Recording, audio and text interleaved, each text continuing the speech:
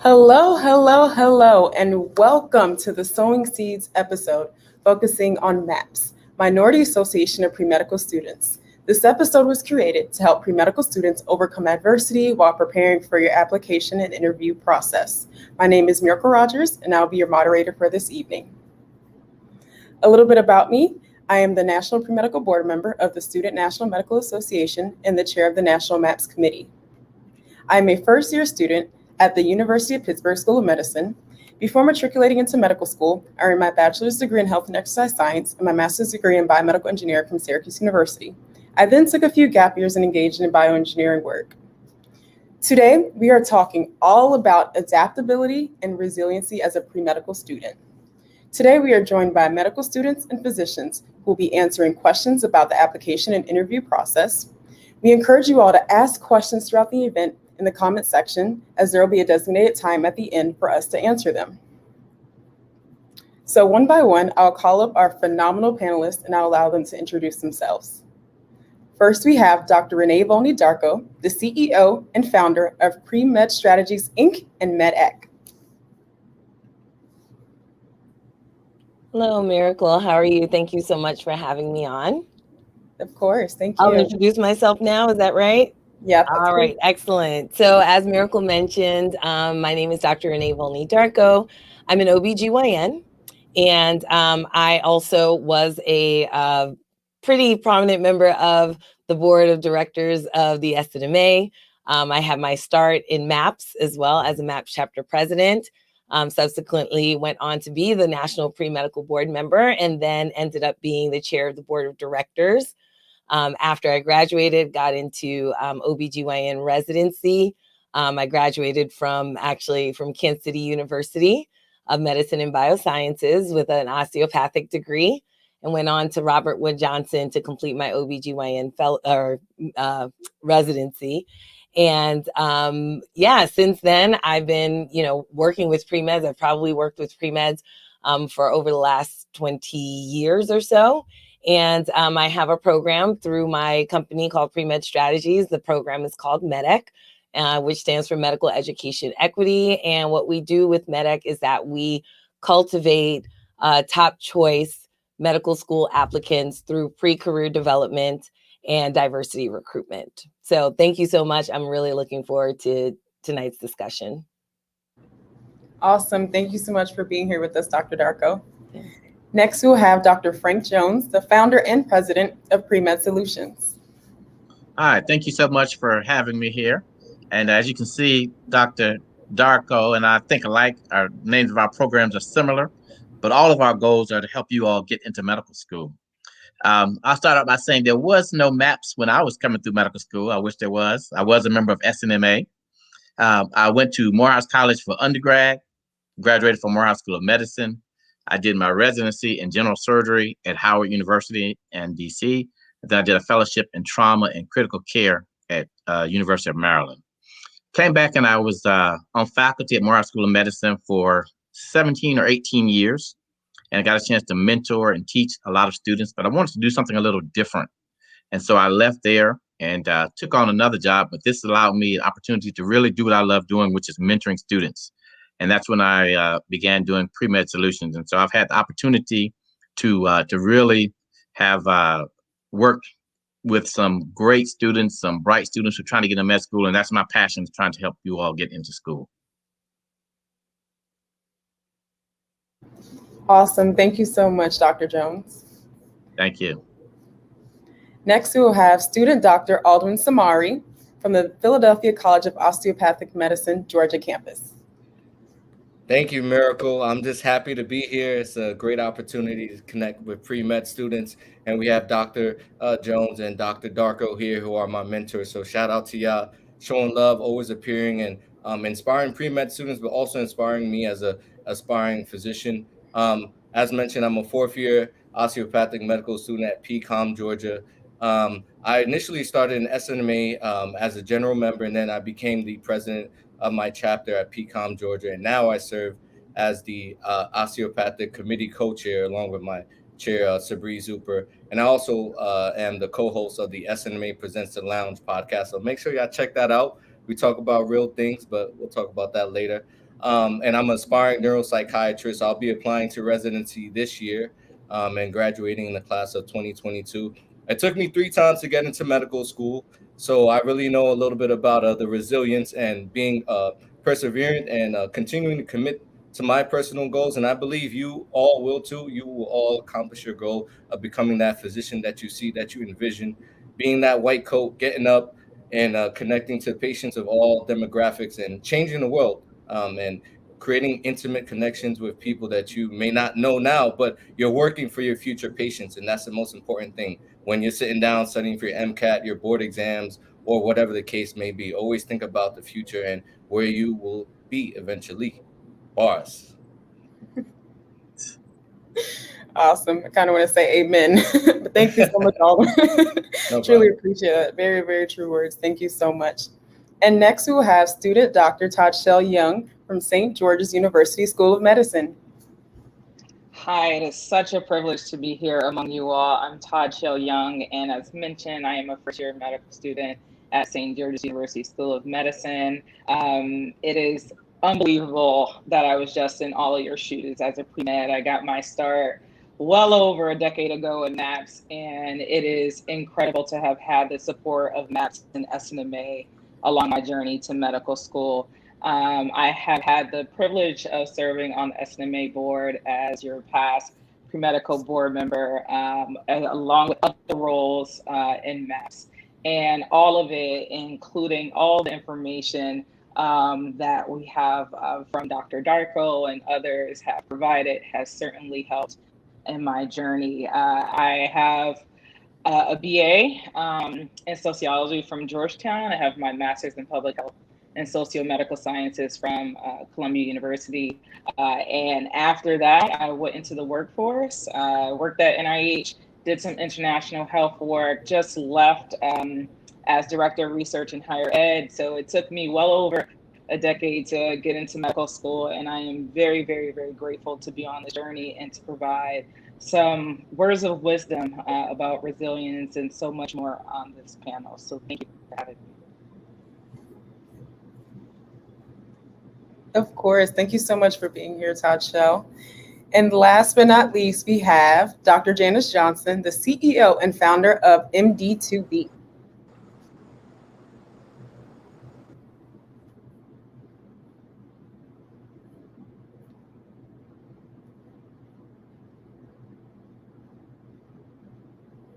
Okay, I think we might be having some technical difficulties, but I'll tell you all a little bit about Dr. Johnson. She's absolutely phenomenal. She's a pathologist. She went to Howard University for undergrad. She pursued her MD from the University of Pennsylvania, and she did phenomenal, pathology work there for years. She was on the board of admissions, and she's just done a lot of phenomenal work in health education, in nonprofit medical work, in Caribbean medical schools abroad. So she's just such a phenomenal, great resource. And she's also our current professional board member of the Student National Medical Association. So you'll hear from her a bit later. But moving on, we're going to dive right in. So our first topic this evening, it's a real hot one. And many of you all might be in the midst of it or preparing to take it next spring. It is the Mcat. And I hope that word doesn't trigger you. And if it does, we will get to that tonight. And if it does not, okay? All right. So first, what strategies or resources do you all recommend for taking the Mcat?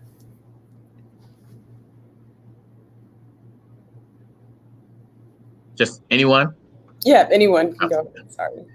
Well, the number one thing without question is to do questions. I mean, that is the way to do well on any exam. From now on, you have to do questions. You can memorize what's in the textbook and not be able to answer not one question.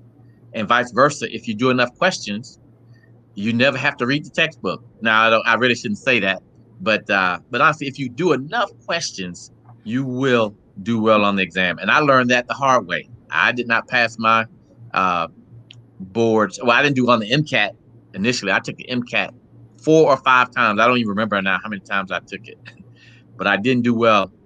Even the last time I didn't do that well. But I know now that questions is the way to go. Yeah, I'm going to definitely echo that. Questions, you have to do them. Practice exams, you have to do them. It is a long test. This is not your college final. So, I often talk about content, speed, and endurance.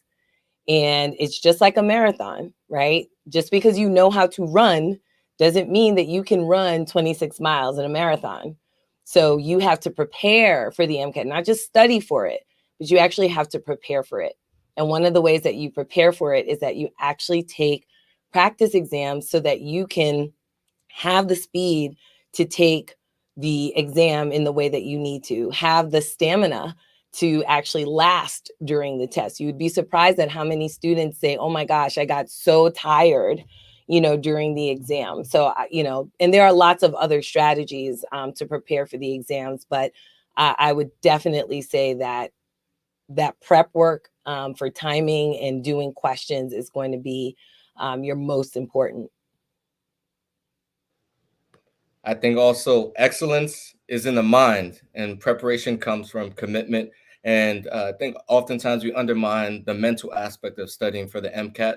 Preparation comes with having the confidence to say, I'm going to tackle this challenge each and every day. And no matter what score you get, that doesn't determine how great of a physician you're going to be. That doesn't determine who you are as a person, or it doesn't determine your character. And I think always knowing that there's a baseline, but you can always go to the top and hit the roof. It's only the beginning. The foundation is set once you get your first exam score, once the first day starts of you studying, but that does not predetermine how well or how far you can go. Now, I think oftentimes pre-meds, they settle for the thought, like, I'm not going to do well, I'm not a good test taker. Bump that. You're a great test taker, no matter who you are, where you're from. It's just a matter of doing questions, as has been said here today, and then connecting with your purpose and constantly revising yourself and constantly evolving as an individual through the process and learning how do you study, how do you do questions, how do you tackle each of the issues that come forth, and connecting with Dr. Darko, Dr. Jones, and student Dr. Young and student Dr. Rogers for questions and encouragement and support. Never forget your mentors, but also don't forget the people coming behind too. I'd also like to add in to part of the question about resources. I'm not endorsing any resources out there, but I will say that AAMC makes the exam. And I would recommend using their resources as well as their practice exams so that you can simulate how to take their exam.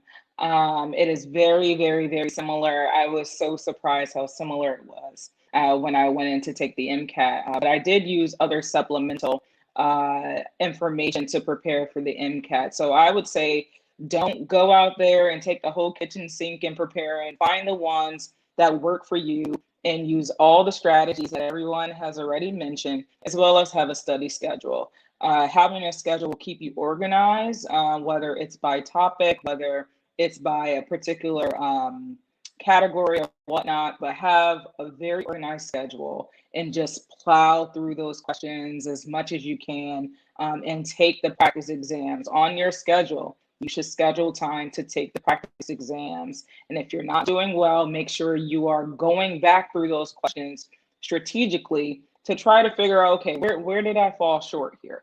And then understand and then move on and practice more questions on that particular topic.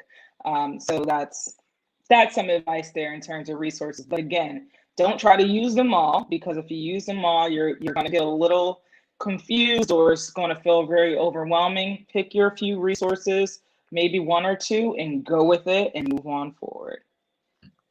And if I could just add briefly, there is a role for tutors to help you out, individualized tutors to help you stay on point and to help you out with the content areas that you're weak in. I know a lot of people jump to Princeton Review and Kaplan, but most of the students I talk to don't really benefit from Princeton Review or Kaplan. And there are lots of other individuals that are doing individualized tutoring. And I think it's worth looking at some of those. So, between the networks that you all have, share information on those tutors and those programs, that real boot camps that really helped you all out. And there are some really good ones out there. And may I add very quickly to something that student Dr. Samari said, and I think what you're alluding to, student Dr. Samari, is the concept of mindset.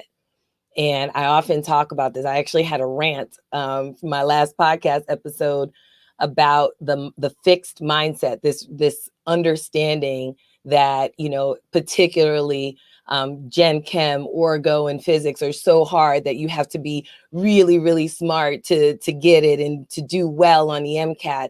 And that I will say to you is, well, if you think that you'll do well on the Mcat, then you'll prep like you're going to do well on the Mcat. And if you prep like you're going to do well on the Mcat, then you probably do well on the Mcat. I mean, that's really what it comes down to. But if you believe the opposite, that you will not do well on the Mcat, then what your mind goes to is, well, why should I put as much effort into something if I'm not going to do that well? And so what you do is you end up literally going through the motions. You make yourself believe that you are studying, but you're really not putting in your 100% intellectual capacity. So you might do things like, well, I'm just going to do a bunch of flashcards because, yeah, that allows you to trick your body into thinking that it is prepping for the Mcat when it truly is not. So you need to have that mindset that, listen, I can do well on this exam if I just put enough effort, enough time, enough strategy, and my 100% intellectual capacity to it. And you would be very surprised at how well and how high your score can be. Thank you all so much. I definitely agree, and I've lived through everything that you all have just said. I just wanted to add a few things. Definitely echoing what Todd Shel said about do all questions, not all questions, do as many questions as you can, but no matter what, you have to get to the AAMC questions. I think I might have waited slightly too late in my prep. It was fine, but I went through a plateau where I was doing AAMC questions, and I'm like, I read this chapter in Kaplan over and over again. I know this content. I just don't know what this question is saying. Mm-hmm. So in order to get used to understanding what the question is saying, you have to look at the questions over and over again and see the patterns and get a feel for the terminology, a feel for the language, and just get to fully understand what it's saying. Just so much. I'll keep going for now. Actually, we have Dr. Johnson in the room. Would you like to come up and introduce yourself? I told them a little bit about you already. Oh no. Can you hear me? Right. Yes, we can. We can hear you just fine.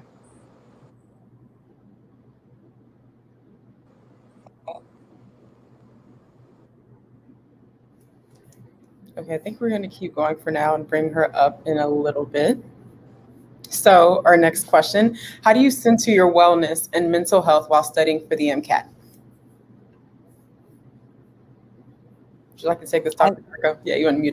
Yeah, I think this is a big one, especially because, you know, we're learning even down the line, right, that physicians are experiencing burnout. I actually believe that there's such thing as pre-med burnout, right? And that is typically when, you know, you're studying, you're trying to, you know, get this thing. You might have been, like Todd Shel mentioned, right? Student Dr. Young mentioned that she's been doing this for a decade. And, you know, I think that's really important to understand that your mental health is very much a part of your pre-med journey and that you have to pay attention to that. Oftentimes, you know, you might experience feelings of just being down or write out depression, even anxiety around this journey. So one of the things that I would say is you need to be very aware of that and confront those feelings if you are having them. Don't try to kind of push them down.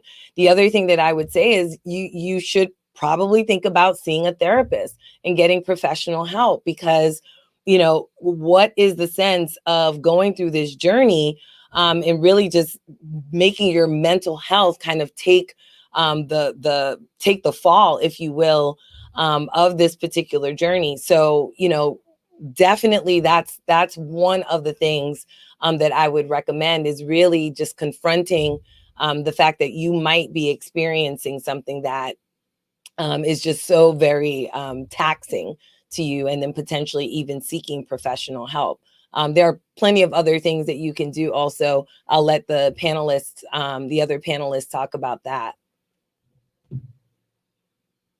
Yeah, I'd like to second what Dr. Darko just mentioned about a therapist. So throughout my entire MCAT studying journey applying to med school, I had a therapist who was absolutely phenomenal in helping me to essentially compartmentalize parts of my life that all matter. You know, everything that is going on in your life, to you, they matter. So you want to make sure that you're putting them in the right order and also giving yourself time to do the things you have to do them well, but then also take a seat, take a break.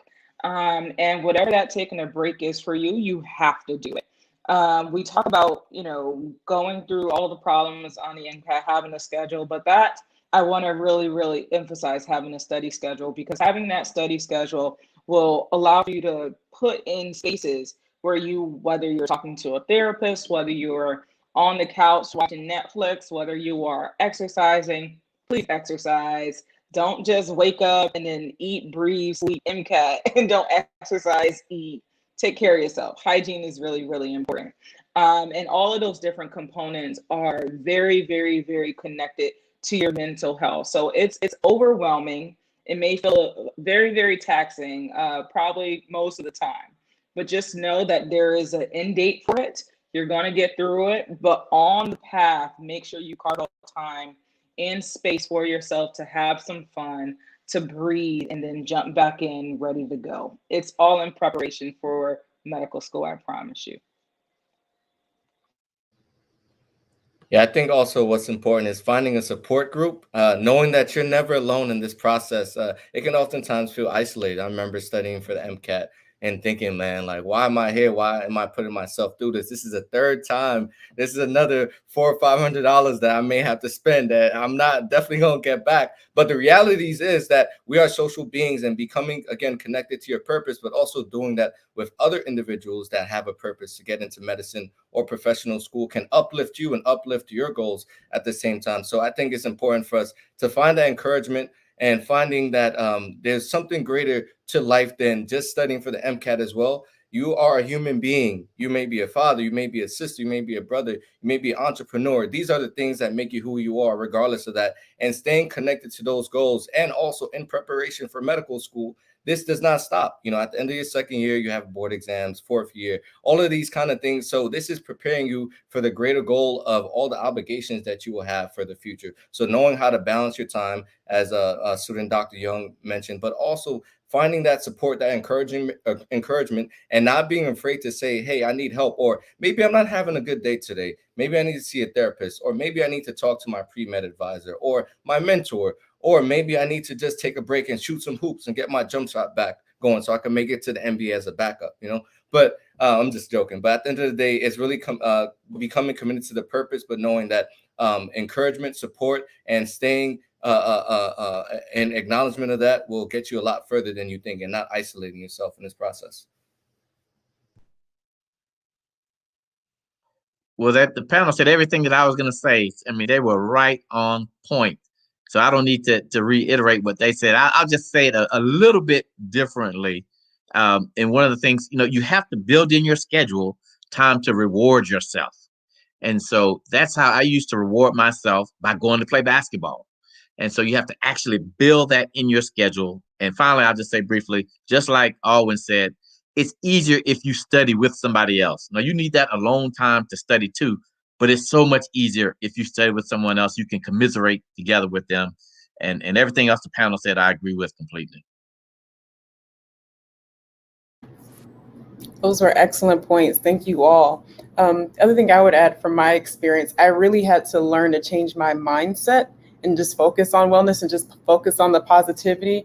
I would get so stressed when I couldn't get through fast enough, and I would get stuck on a question, and then that would just change my mood in the exam. And I just had to learn to, one, just skip and move on. Yes, you know, I've been studying for months. The knowledge content is in there. I can do a process of elimination and get to if I can narrow it down, that's 50-50 right there, and I have a better shot.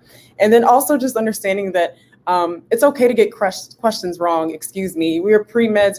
I'm a box checker. We are box checkers. Like, I'm going to get every question right. All 59 questions of this whole section, I am going to get right. And you don't need that to get a 500 or 505 or 510 or 515, whatever your goal is. You don't need to get 100% on the MCAT, and you will never know because you'll never get it back. And it's okay. And life will go on and you will become a physician. Okay, I'll calm down. I'm really excited about this. It will be okay, you all. It'll be okay.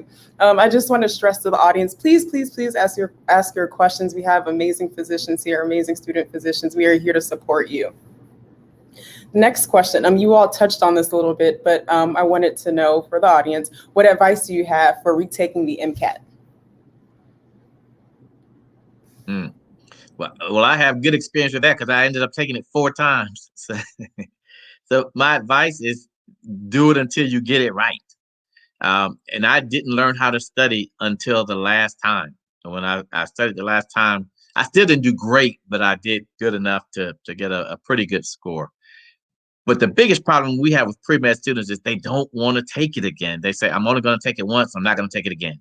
You can't do that. You have to set yourself up so that you're in position, not just to do well on the exam, but to do very well on the exam so that you have options when you want to go to school, when you want to get scholarships. So the MCAT score is not everything. It's not the only thing, but it is very important. So if you need to take the MCAT again, don't be embarrassed. Don't be afraid. The one bit of advice I will give, and Dr. Kevin Watt, a lot of you all know him. He's a great pre-med advisor, would give. Once you've taken the MCAT, don't stop studying. Continue to study until you get your grades so that if you don't do well as you thought you were going to do, you haven't stopped studying. You don't have to ramp all the way back up. And so continue to study until you've gotten your scores back and you got that 500 or that 505 that you were hoping for. I would say I get this question a lot as well. I took the MCAT twice. The first time I took it, bombed it. The second time I did it, I did a little bit above average. So I think from my own experience, I would say figure out what you were actually doing when you were preparing for the MCAT and figure out if what you were actually doing contributed to the low score that you got. And that's assuming that you got a low score, because the other thing that I will say is I do get pre-meds who get good scores and they just want a better one. And I would say be very cautious with that, because you might want a better score and then end up scoring lower. So if you're getting like a 515, I had a student who had a 515 and wanted to take it again. I'm like, well, that's fine, but you might actually get lower. So that's, barring all of that. The other thing that I will say is make sure that you are doing something drastically different in order to get a drastically different result. If you put in the same amount of effort, you use the same exact strategies, you put in the exact same amount of time and you've done nothing different at all, there's a very good chance that you're prepping in the exact same way that got you to the score that you got. And so I also will say, I'll add this last piece is give yourself enough time. Give yourself enough time. I've had pre-meds who say, well, the first time I took it, I got a 493. And then I took it again and I got a 494. And when I ask them, because I know this is the question that I need to ask them, when did you get the 493 and when did you get the 494? Inevitably, they have taken it 1 to 1.5 months apart. And I don't think that necessarily is enough time for most people to be able to take the MCAT over. So give yourself enough time, do something drastically different. If you were doing a review course, maybe you're going to get a tutor. If you weren't doing questions, maybe you need to start doing a lot of questions.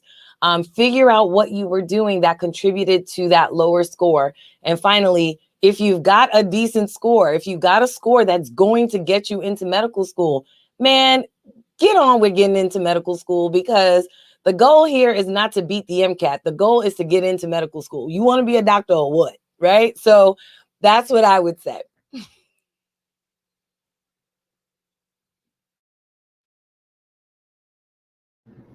Awesome. Thank you so much, Dr. Darko and Dr. Jones.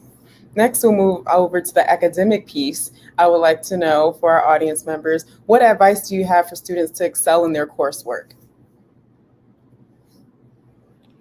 I would say don't be afraid when you're failing. Not saying everyone's going to fail here, but I got a literally 17 on my physics exam, like no cap. And so at the time, I was in a whole nother world. I don't know what I was thinking about. I'm like, I'm going to be all right. Like, I took the next exam and I got a whole 40. You know what happened after that? I took that W. But because of that experience, I learned repetition of the same behavior and expecting different results is insanity, as they say. And so I didn't ask for help. And I think oftentimes pre-med, they come in this quandary, right? If you're not doing well in a particular course, oh, I'm just going to sit here, I'm just going to work it out. And they're afraid or they're embarrassed to let individuals know, like, hey, like, I'm not doing that well. So how can I improve? What can I do? And I think that's one of the most important part is acknowledging your weakness and acknowledging that although you may be failing, it's not the worst thing in the world. Everyone goes through failure in order to get to success at the end of the day. And to be successful, you have to admit, I need help, and acknowledging that going to office hours or talking to other students that are doing particularly well in your specific class could be really beneficial.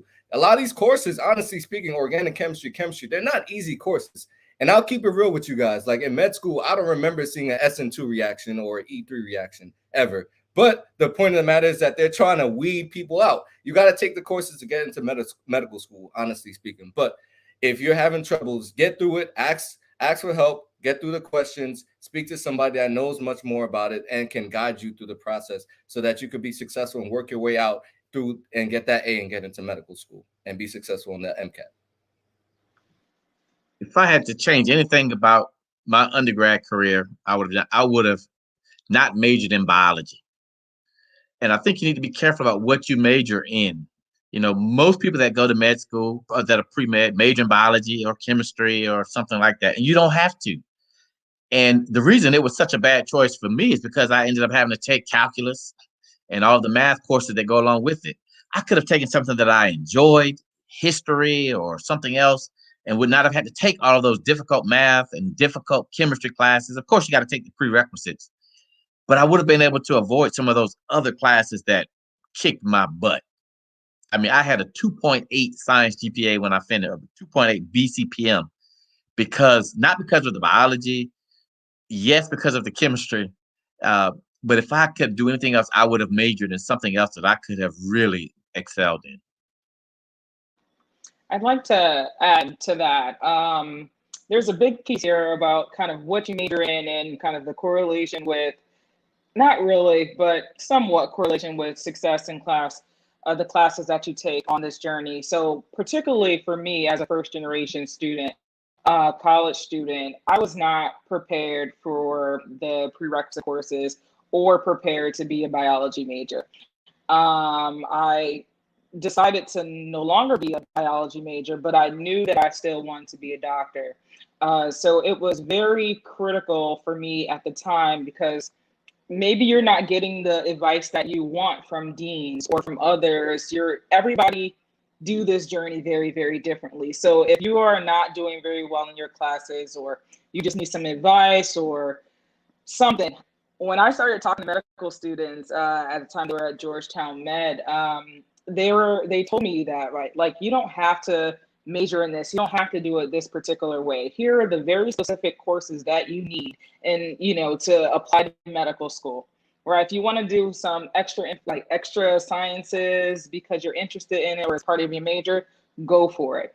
And that was very, very helpful for me. The other piece of this that I've seen with students over time is that you go into college, whether you're first or second year, you have all these sciences on your plate, you're not doing well, and you keep on going. You keep on taking all these sciences, you're not doing well. It's okay to take a break. Take a semester off. Take a year off of being pre-med, right? You are pre-med, one way or the other. Being pre-med essentially is that you are en route to med school, right? So at the end of the day, if you need to take a year off so that you can get your, get your bearings, right? Understand what college is like, enjoy college, get a handle on classes, right? Taking a full semester's worth of classes so you know what you're doing, right? Once you have that under your belt, it's like a well-oiled engine. Then add in a science class, right? If you need to do a summer, do a summer, right? It doesn't all have to be done in 4 years. I am the epitome of that, right? After I decided to stop being pre-med, right, in college, and then afterwards, after grad school, I decided to, live a little, take my classes when I could, do as well as I could, right? That's the goal. You want to do as well as you can in everything that you do, and if you're not doing very, very well, maybe it's time to take a step back, do some assessment of self, figure out what wasn't going right, or where you can improve, and then jump back in, and that is perfectly okay to do. Yeah, I mean, everything that everyone said here is pertinent. I will add again, I keep, just drilling in the mindset piece. And, you have to go into this with a growth mindset, meaning that, listen, not I don't understand this, but I don't understand this yet. Okay. You have the capacity to learn. We all have the capacity to learn. And just because something isn't easy doesn't mean it's so hard that you will never get it. So you really have to go into this with a growth mindset. There was a study that was done actually of pre-med students by Dr. Carol Dweck, who actually came up with the concept of mindset. And what she did was she did an evaluation to see what the mindset of students were, like where they were on the mindset spectrum. Are they more growth mindset or are they more fixed mindset? And so she did that in the beginning of the semester. Well, then she took kind of their grades and saw how they did over the semester.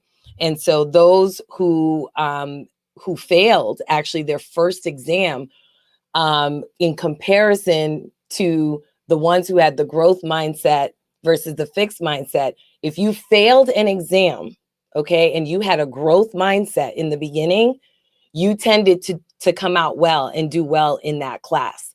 But if you took the exam and failed the exam, but you had a fixed mindset, those students tended to fail the class. And the reason is the mindset. If you believe, oh, I didn't do well on the first test, but you know what? I'm going to do well on the next one. Then there's a very good chance you're going to prep as though you're going to do well on the next exam. If you have a fixed mindset, you're going to say, this is hard. This is too hard. I'm never going to get it. And again, your brain is going to go to, well, why should I put in that much effort if I'm not going to do well? You're going to pretend to study when you're not really studying. And then you're going to be like, see, I told you it was hard. And it will feed that cycle of, yeah, I told you that chemistry was hard. I told you that physics was hard. And it's like, well, how can it be hard if so many people take it and they do well? So can you. So that's what I would say with that, is that you really have to go into this with a growth mindset. And I want to add one more perspective too, from the admissions committee member standpoint. So I've been on the admissions committee at Morehouse for over 20 years now. And without question, the most interesting students that we meet and interview and read their personal statements are not biology, chemistry, and physics majors. We would much rather interview and talk to someone that was in fine arts or history or women's study or Russian or something like that. So don't feel like you have to major in a hard science. I never remember turning down someone from, not getting to med school because they weren't a science major. Now, you got to do well in those prerequisites. You have to do well, but it won't hurt you that you're not a science major. Thank you all so much.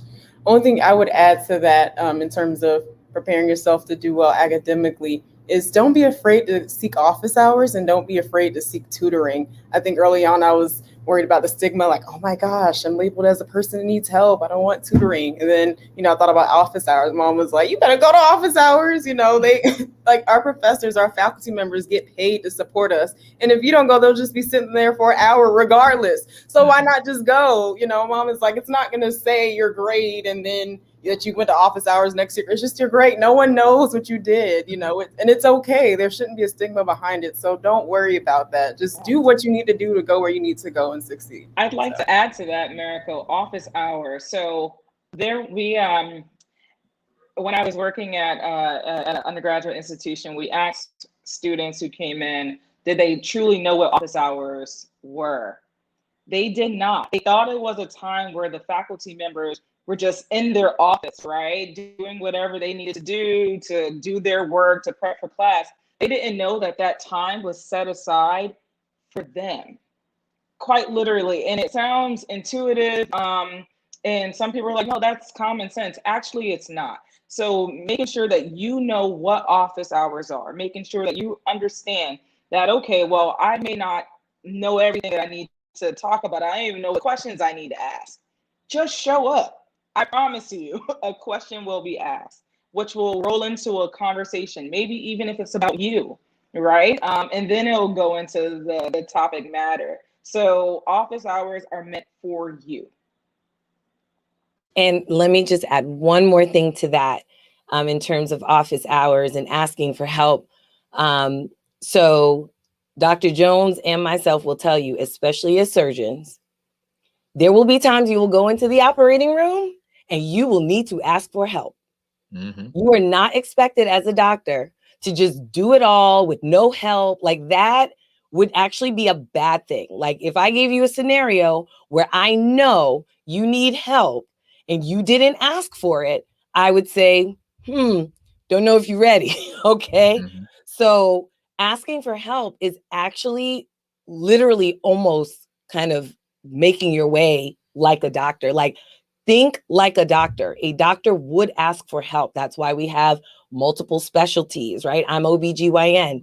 Dr. Jones is surgery. If he sees a uterus that doesn't look right, he's going to call me. If I see bowel that doesn't look right, I'm going to call him, not going to just try to do it.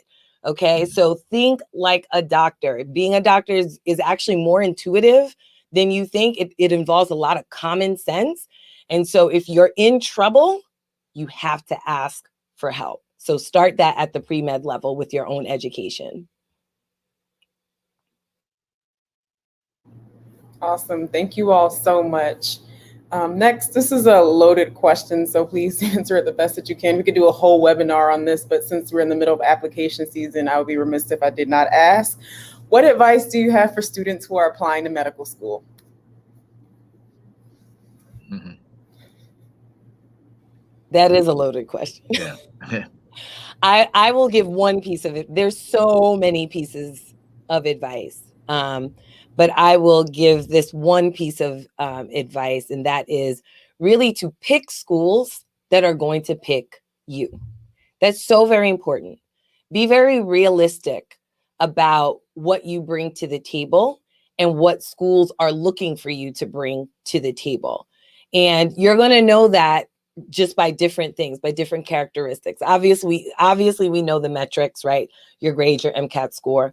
But there are other things that schools look at, right? Schools may look at just kind of some of your extracurricular activities. They may look to see what other experiences you have, especially if you're an older student. They may actually appreciate the fact that, hey, wait a minute, this person has some life experience under their belts and is actually going to be a very mature candidate, right? They didn't just go from high school, go to college and straight into medical school. They actually have some experience and can bring something to the table to their medical school class. That's something that you definitely want to look at. And if you look at the school's profile, you might see how many non-traditional students they actually bring, they actually have in their schools. So look for different types of characteristics. You might want to look at their diversity profile. And I'll say one quick thing about the diversity profile, because oftentimes people look at the diversity profile to say, well, if it's really diverse, I'm going to just apply there. If it's not diverse, I'm not applying there. I would say actually do the opposite. Okay, because if it's not diverse, there's a very good chance that they're looking to diversify. And so if they see your little face come through, they're going to be like, ooh, let's grab on to this one. Okay. So if that means going to school in the boonies, I'm from Brooklyn, New York, and I went to school in Kansas City, Missouri. That's what I'm saying. Again, the question, do you want to be a doctor or what? You might end up in, the cornfields of Iowa, but guess what? You want to be a doctor or what? Right? So just keep that in mind. Don't set up barriers for yourself by applying to schools that are not necessarily going to look at you and then going, I can't believe I didn't get in. Be very realistic and be very strategic about the schools that you pick. And my favorite piece of advice that I give to students is get yourself a good mentor. There is nothing like having a mentor. This is a difficult journey. You can't do it on your own. You need to talk to people that have been there before you. But even a lot of times you can talk to people that don't really know what they're talking about. And you may get some bad advice from some people that think, and they don't mean to give you bad advice, but they give you bad advice. So, I mean, talk to mentors and people that have your best interest at heart, and get somebody that's going to challenge you and make you live up to expectations. The other piece is you got to surround yourself with people that are doing something good. When I was in school, all of my frat brothers, all my friends were getting accepted to med school. I was one of the last ones to get into medical school, but they kept pushing me, and I was motivated by the fact that they were in school. And so you can't surround yourself with people that don't really want to do anything. You have to surround yourself with people that are going to push you and challenge you. And then finally, just don't give up. If you are determined to become a doctor, do everything that you can to become a doctor and don't give up. Yeah, on my end, and I agree with Dr. Darko and Dr. Jones wholeheartedly. I would say get these schools to open the door so you could walk through. And what I mean by that is put yourself in a position where they can get to know you. These schools get thousands and thousands of applications. Like even now, as I apply to residency programs, like I'm emailing program directors, sitting and talking to them. I've gotten a couple away rotation just off of the fact that I email these specific individuals. So this applies even on the medical school level, where if they know your character, your personality, they'll vouch for you. Go to those open houses, show your face, ask questions, be involved. Say, hey, like I'm really interested in your program. Send them emails. You miss 100% of shots you don't take. And the worst thing they can tell you is no. And no is not final. That's just one particular school. But I would suggest try to meet with the dean of admissions, honestly, and really get to know them. Tell them about you as a person. Everyone has an enticing story that someone will resonate with, and someone will choose you. Whether it's today or tomorrow, you will get there as a pre-med that's committed to medicine and changing the world around you and the communities that you want to service. The last thing that I'll say is don't be afraid to cast a broad net. Dr. Darko really went into this very specifically. And when I applied to medical school, my goal was to get in. My goal was to get into medical school, become the doctor who I believe I need to be for those that I believe that I'll impact in my medical practice in the future. So by casting a broad net, you'll get all kinds of responses. You'll get yes and no's. But the moment you get those yeses, you're in. Even if it's one, you're in. You'll be a doctor. So don't be afraid to cast that broad net. You can, if you want to go to a particular dream school, of course, apply, but be strategic because this is expensive.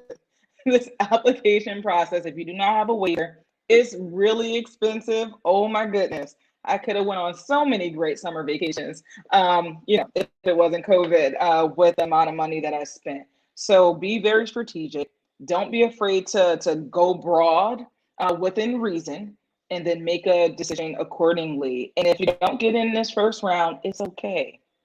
You will still be a doctor. Just keep on going. Consider the options ahead of you, whether it is a postback program, whether it is a special master's program, whether it's working another year and doing better on your Mcat. It's okay. The time is going to go by anyway. You might as well spend it preparing for something that you're going to hopefully love doing once you walk through those doors. Thank you all so much. I will just add two things to echo what Aldrin said. Come to AMAC. I'm not even trying to put an SNMA or MAPS plug. Like literally come to AMAC. That was just so helpful in my journey to beat. You have deans of diversities from institutions right there waiting to talk to you. It was just so great to add another dimension to learn more about schools that I was interested in and read. And like I can read as much as I can on the website, but I was just able to ask them questions and know for sure if I would be supported at the institution. 4 years is a long time. You want to know that you're supported. So I definitely say that. And then also have good, strong, powerful essays. I've heard a lot of read a lot of things too. On certain websites, you have to get your secondaries turned around in this time, and you have to get your MCAT, and then it opens the date submit. If it's not powerful, if it's not moving, and Dr. Darko and Dr. Jones, let me know if I'm wrong. If you sit I took my time and made sure that I had powerful essays and my application was written in a powerful way. You don't have to submit it on the day it opens. You don't have to, or I don't think you have to submit your secondaries within 48 hours. Correct me if I'm wrong. You're right. Yeah, you're absolutely right. Yeah, you're right. I'm getting questions from students. I got a question from a student in July asking if it was too late to submit. I don't know where this information is coming from. I have a feeling it's what I call the forum that shall remain unnamed. But yeah, I mean, we're even as we speak in August, this is August 18th. I would say we are still kind of in the earlier portion of the application cycle. And too late versus later in the cycle, those are not synonymous. Too late is actually you missed the deadline. Like now it is actually too late, right? Like if you miss the deadline. But later in the cycle doesn't necessarily mean it is too late. You might be, like Miracle said, you're trying to optimize your application. Maybe you decided, you know what, it's worth it for me to wait for my MCAT score instead. There might be other reasons that you delay your application so that it can be strong. I often say, do you want it hot or do you want it fast? Right?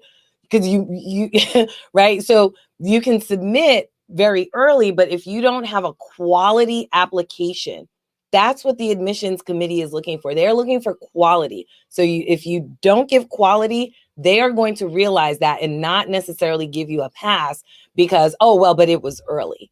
So please, please, please make sure that you understand that. Awesome. Thank you all so much. This is the last question, another loaded question, but we're in the interview process. I will ask, what one piece do you all advice have for succeeding in interviews or just preparing for the interview process in general? The first thing I would say is do some mock interviews. It is so important to practice mock interviews and what you're going to say. But also more important than that, you need to know about yourself and you need to know about the institution where you're going to interview. And to me, the most important thing for a student, this goes for the personal statement and the interview, is to tell your personal story and your personal journey, not what you think the interviewer wants to read or the admissions committee wants to read. What is your personal story and your journey? And what have you overcome? I would much rather read about a student who had difficult journey, who was homeless, or who had to work their way through school, or who traveled to Costa Rica. Those are the types of things I'd rather hear about than, you had a sick relative and that's what encouraged you to go to medical school. And so the personal statement and the interview, you need to control the interview yourself. I mean, when I say control it, I mean, you want to be so interesting and so passionate that I won't ask you what your MCAT score was. I won't ask you about your GPA your sophomore year. And so I think it's very important. And those two are complementary, the interview and the personal statement. I always put them together when I'm talking about it. But the key thing is to tell your story and how you got to this part in your journey. Yeah, absolutely, 100% correct. I would say certainly the mock interviews, tell your story and understand that the interview is a conversation. It is not an interrogation. Okay. It's not an interrogation. It's a conversation. You need to treat it like a conversation, right? Because look, as a physician, you're going to quote unquote interview a lot of patients, right? But you need to be conversational with those patients. You need those patients to kind of talk back, with you in a very conversational way. Well, this is kind of, the same thing. And so even if you are not asked a specific question, right, going to what Dr. Jones said about telling your story, even if you are not asked a specific question about your story, let's say they ask you something about the school.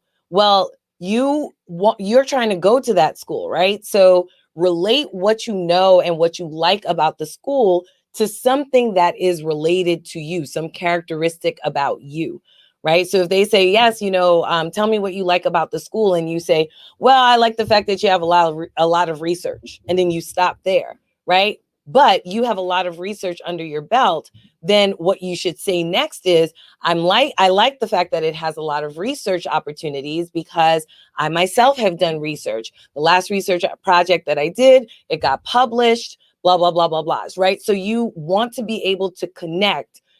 This is the school and this is me and we need to be here. So you need to convince them that you will be a good fit for their school.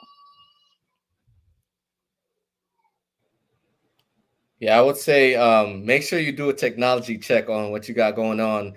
I think most likely it's going to be virtual interviews again this year for med school admissions. I know in the residency, and as you can see, my camera's trash here, so I'm already looking at cameras where I could do better with it. But honestly speaking, the way you look, the way you present yourself is an important part of the process of interviewing for medical school. And I think we undermine the technological aspect because we're in a new age of how to interview and whatnot. So make sure your mics are looking right. Make sure that you sound good. Make sure you look good. You got that fresh shape up or whatever you got going on. Make sure that you're dressed well. You have a suit and tie going on if you're a male, and just present yourself in a professional light and help them learn who you are as an individual. Be confident in what you're saying.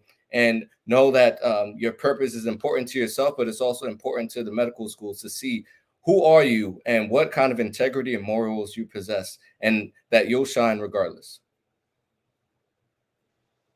The only thing that I will add is do your research. For my interviews, they asked me why this school.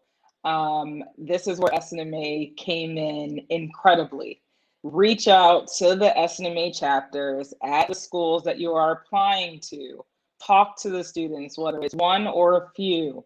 Ask them about the institution, the questions that are really important to you, that you need answers for that medical school. Ask those questions. If you have the opportunity to visit, whether it's a virtual visit with the students who may be on campus or you're actually on campus, go get a feel for the school. So when you're asked, why this school, what resonates with it, it goes beyond just the mission statement or the information on the website. You actually have experience, and whether that experience is based on a conversation that you had and you have some insight to the feel of it, that is equally as important as going to walk the campus and getting a soul feel, if you will. So use SNMA. Is your resource. It is everything that it should be, especially during this application season.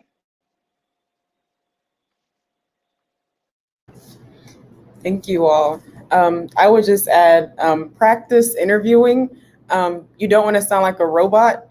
Of course, there's certain things that, ahead of time that you might want to say. They're going to ask you, tell me about yourself, don't look puzzled, like be able to talk about yourself naturally, but say it enough times that it sounds natural, if that makes any sense. And then also practice with a physician. We have a lot of mock interviews. Dr. Darko with Pre-Med Strategies provides a lot of mock interview opportunities. Take advantage of those.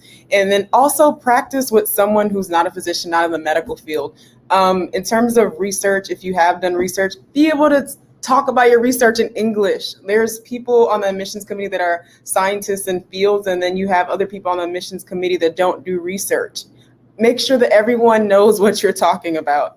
I think just being able to talk about yourself and talk about what you do in a natural way will significantly help you a lot.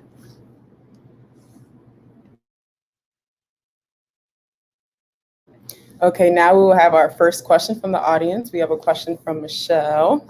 Did anyone on the panel complete all the prerequisite courses, for example, Biochem, prior to taking the Mcat? And if not, do you regret it or feel that it prepared you well regardless? Yes, I did take all the prerequisites. It took me to the third time to take the Mcat that I took it, because I did one of my first master's at Morehouse School of Medicine.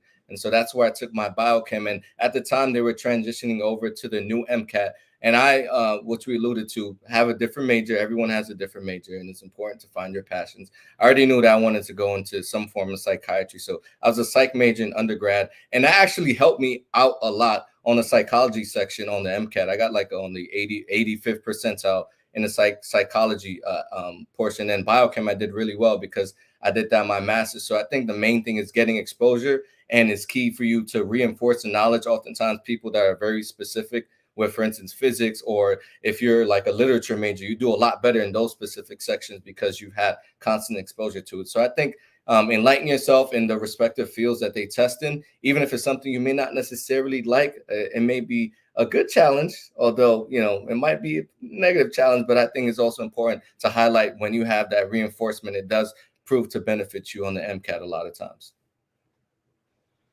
So all students have to take the prerequisites. And in terms of the additional courses, when I was in undergrad, biochem wasn't required.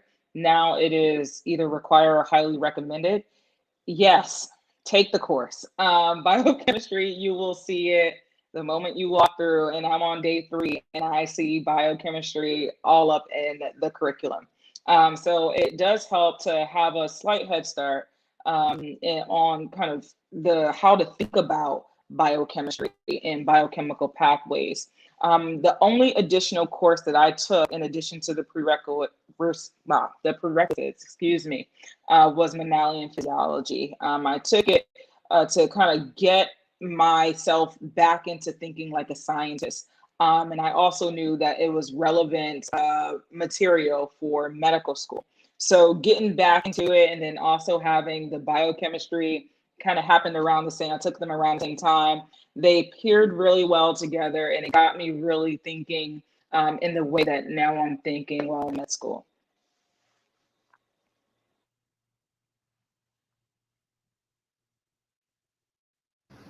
Awesome, thank you. The next question we have is from Amoyan. Please, forgive me, and I apologize if I said your name wrong, but they would like to know, for those that have been on admissions committee, so this is for you, Dr. Jones, I'm at a medical school, is your age a consideration in gaining admissions? Is it harder to get in as an older applicant? I think in general, the answer to that question is no. Now, if you're talking about someone in the extremes of age, that may be looked at a little bit differently. But the age for the average medical student, for the first year medical student, is increasing every year. And it's not so much about your age as it is your experience. And so if you've had to sit out a year, or if you had to work for a few extra years, but now you bring that back, you bring all of that knowledge, all of that skill, all of that experience back to you, that's seen as being an asset when attempting to get into medical school. And so age in and of itself is not necessarily a barrier. And if it helps, I am above the age of 30, and I am a first year medical student. So if that's any encouragement there, I would say if becoming a doctor is your dream, if the fire is still lit in you to keep on walking along this journey, go do it regardless of how old you are. Yeah, one of my classmates, sorry, Dr. Jones, go ahead. Before I forget, because I am getting older, I will forget. One of the things that is important is how long it's been since you were in school or actively taking classes. We do look at that. Now, if you haven't taken any science classes or haven't done anything challenging, in the last 10 or 15 years, that can be looked at in a negative sense. But if you've been continually working, striving, trying to get in school, taking classes here and there, postback program, master's program, then it's not really a barrier to getting in. Yeah, agreed. I mean, one of my classmates, he started med school in his late 30s, and one of our deans started med school at the age of 42, and now he's in his 60s. So anything is possible, no matter what the age is, as long as you're committed. And there was even a story of a mechanic who started med school in the Midwest. I forgot what med school, at the age of 41, graduated last year, and is now well on his way in his second year of residency now. So age shouldn't be a barrier, but rather, are you passionate about medicine, and are you passionate about being the individual that's going to connect to a greater purpose, as I always say. So don't let it stop you. You are unstoppable. Awesome. Thank you all. The next question is from Kennedy, and she would like to know, is there any specific advice that the panelist has for anyone that's currently engaging in a graduate program or postback program, who is seeking to apply to medical school? Yeah, I think this one is very important. I mean, not all graduate programs are the same. And from an admissions standpoint, and I can say I have a master's in public health. But when admissions committee look at your graduate programs, they want to see what you did in the hard sciences. And so if you just took all public health courses, that's not really going to help. If you had a lower GPA. Now, if you had a strong GPA and you got an MBA or MPH, that's a different story. But if you're trying to increase your GPA, you've got to take the hard sciences. You've got to show that you've done something that's been challenging. The other thing that's good to do is to apply to a graduate program, a postback that has a medical school attached to it, because a lot of times you're being taught by the same faculty in your programs that's teaching the medical students. And if you do well in that postback or in that graduate program, it's not automatic that you would get accepted, but it certainly increases your chances of getting accepted. So again, not all graduate programs are created equal. Yeah, I agree with what Dr. Jones said. I did my first master's at Morehouse School of Medicine, and I literally had people teaching me that was on the admission committee. So when I was applying, I literally was like going to their office and talking to them about my application. And I'm like, I know you. Hey, bro, what's up? No, I didn't say that, but I was really cool. And so it was a lot easier for me to connect with what was going on behind the scenes and the possibilities of me getting in. Although I did not get in, at least I got an interview. And the fact of the matter is, again, you want to put yourself in a position where you could at least walk through the door and increase your chances of getting to medical school. So certainly doing a graduate program at a medical school and getting to know the professors, getting letters from them. And then also it helps you if you do go into that medical school, you'll know the way that they teach and you'll know the way that you study under that specific environment. And it will benefit you in terms of your grades and being successful at the next step and stages in your medical school and doctoring career.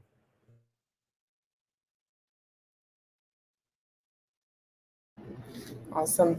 That's all the time we have for questions, but I would like from all of you to share one piece of advice that you have for our pre-medical students.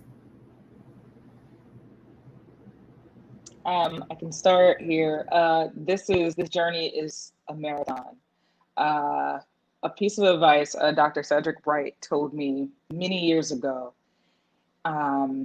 He told me that medical school will be there when you're ready to walk through its doors. It's not a rush. It's not a rush. I know that we age, and I know, everyone's like, oh my God, I'm too old or I'm too young. You're not too old or too young to walk this journey. It's there when you're ready for it. So keep on going. Don't stop. It's okay if you have some bumps in the road. Life will happen as life should happen. Just continue to encourage yourself. And if the fire is still lit inside you, keep on going. You'll get into medical school and you'll be the physician you always want to be. Yeah, I would say for me, don't stop evolving. Constantly educate yourself, become more well aware of the world, and become more knowledgeable as an individual. Medical school is not the end all be all.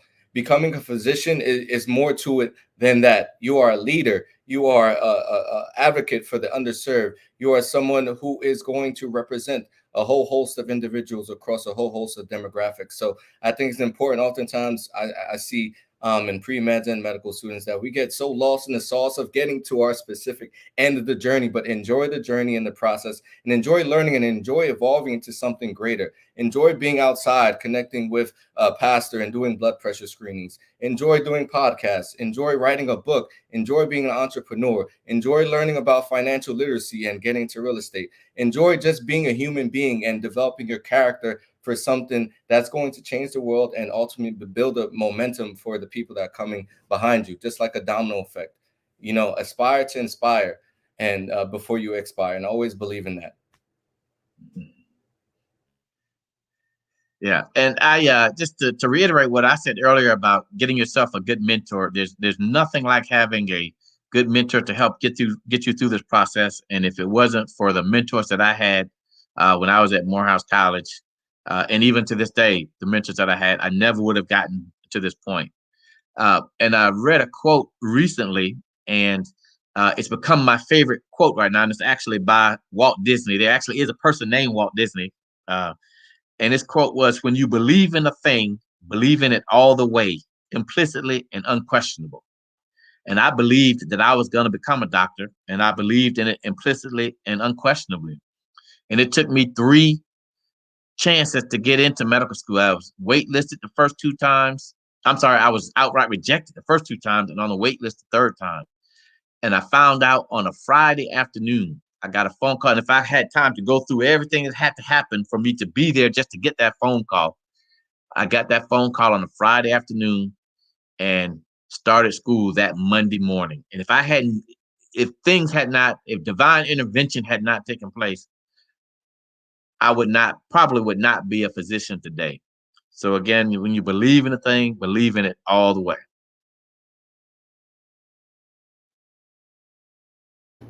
Thank you all. Mine would be climb and maintain. I didn't create that. That came from Tyler Perry, not Medea, Tyler Perry, in a sermon that he did.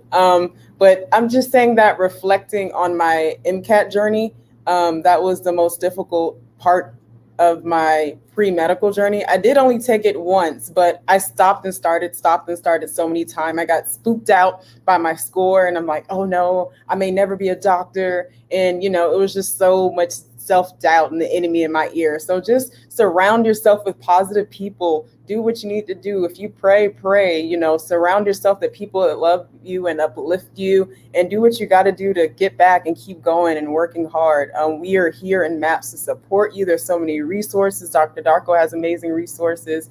Dr. Jones has phenomenal resources with Pre-Med Solutions. You are not on this journey alone, and do what you need to do to get to where you got to go.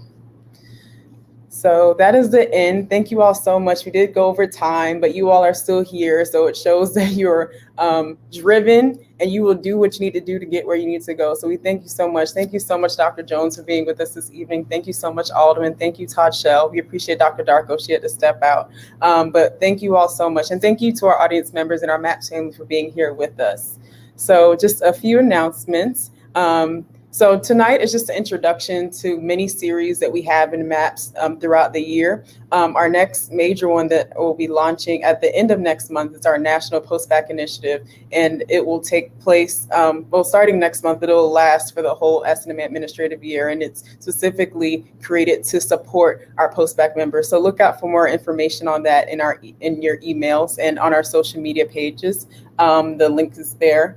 And then the last message that I have for you tonight is you literally have 3 hours now. Our MAPS Blueprint Scholarship application closes at 11:59 Eastern Standard Time. Amara, who's in the background making magic happen, has posted the link for you all. Please, please, please apply. We've partnered with Blueprint to give away 50 scholarships for the Mcat, and this is fully paid live online class. So please, please, please apply. We worked hard to provide you all with these amazing resources. It only takes 5 minutes to complete the application. So there's no excuse. If you plan to apply next year, you should be filling out the application right now. So thank you all so much. I want to give a special thank you to Amara and Samara and Ruth that's making magic happen in the background. I want to sincerely thank my MAPS vice chairs for assisting with the coordination of the event. And you all be safe, have a good night, and have a blessed week. Thank you all so, so, so much.